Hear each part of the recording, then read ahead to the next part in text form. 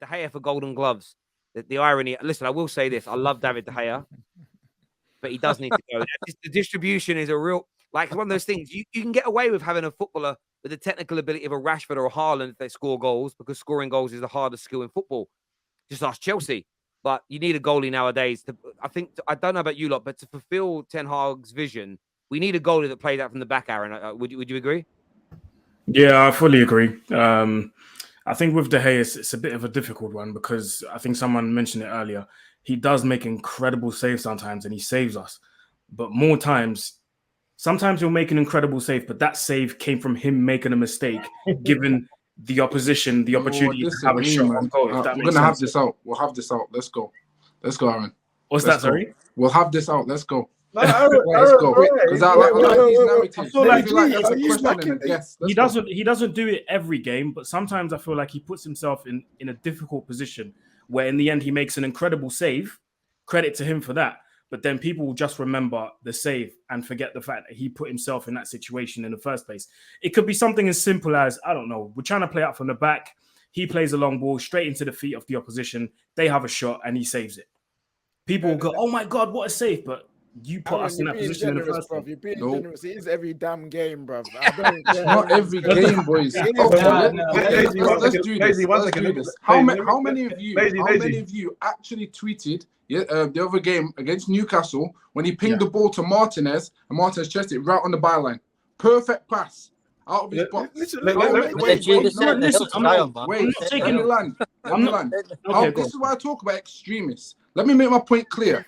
I don't mind De Gea going. I've got no issue with him going. I believe we need a new keeper. That's fact. So what I'm saying is not based on my preference. What I'm saying to you is, again, is the extremists. I sat in the Stretford end, right? And there was a guy literally three rows across from me. He says to me, he goes, "Oh, bro, what do you think of his kicking? I don't rate it." I said, "I know. He put you under pressure." But then there was a pass that was dodgy. Like, again, he had a great touch today when Malacia passed it back to him. Yeah. But again, the ball went back to from Martinez. It bounced and he hit it back first time in an angle to Martinez first time under pressure. So what I've got, and again, I'm objectively looking at this. There is a narrative that is being fulfilled every time De Gea ticks the negative box. It's let's talk about it. No one wants to objectively. I know you like to land. You're landing. Let me land. I need to divert the plane because I'm not being serious. I'm not being grown-up conversation. The airport is saying no, my brother. Aaron, let me speak to Aaron because I'm trying to be serious here. I'm being genuine. Aaron, you don't want no smoke, KJ. I'm just saying to you, yeah. I don't see the same level of effort when he does things that go against the narrative. I'm looking at De Gea. Please understand, when I'm talking, yeah, I've already laid out my preference to you guys.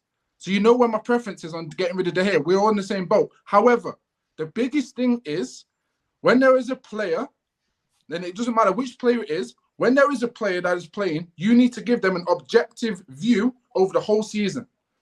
More often than less, there have been opportunities where he has saved us and it's not been at the fault of him.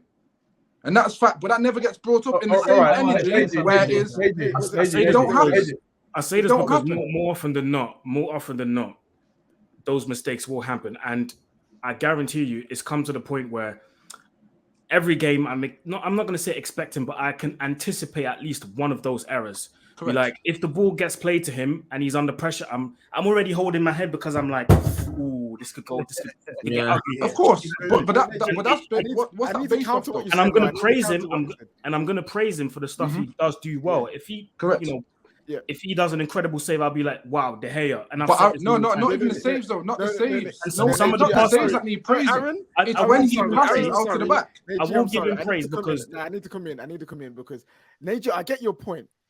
All right, what's my point? What is my point? Before you get it, for me, there's like we're not saying David De Gea never makes good passes. He does. We're not saying he never does the distribution things well.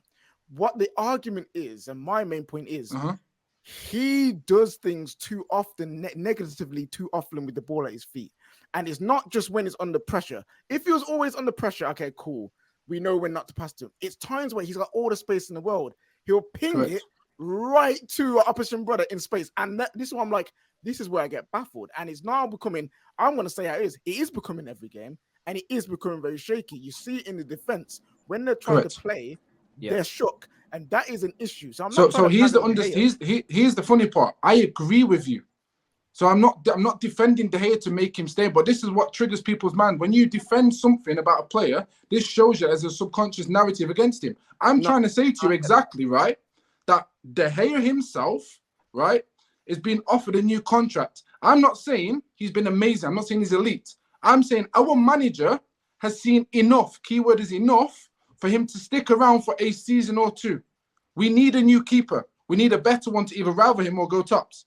But I'm explaining overall that it's not as bad as people are making out. Let me say something quickly on David De Gea thing quickly, because I think all I'm going to say is really we have to be careful, not necessarily be careful what we wish for, but there's not as many great keepers out there as people will make it out. People think it's simple as get rid of David De Gea, get X, Y, Z. I've heard Sanchez, I've heard Raya, I've heard Diego Costa.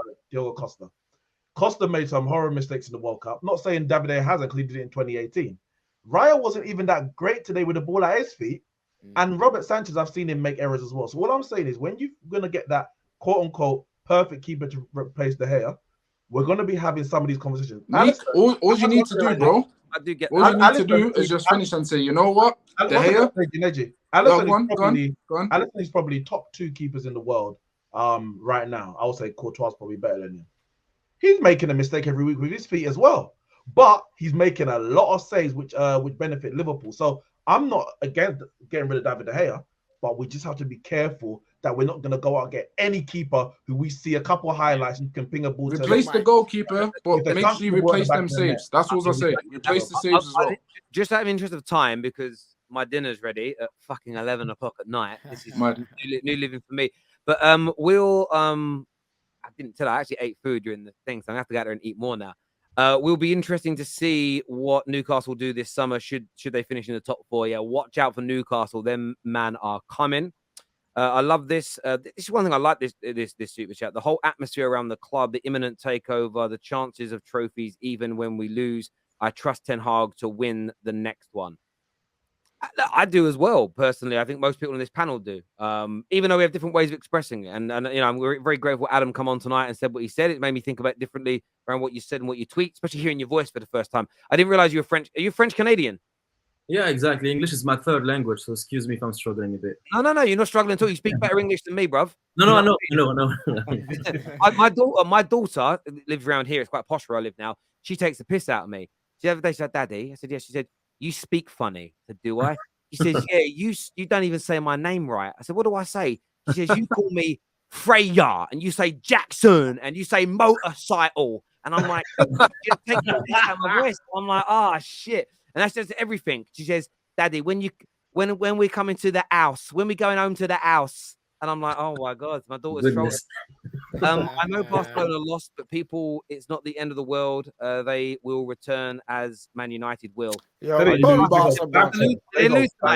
got slapped. And Lampard they need a bit more brown envelopes to help him out, innit, fam? They need to pull more levers.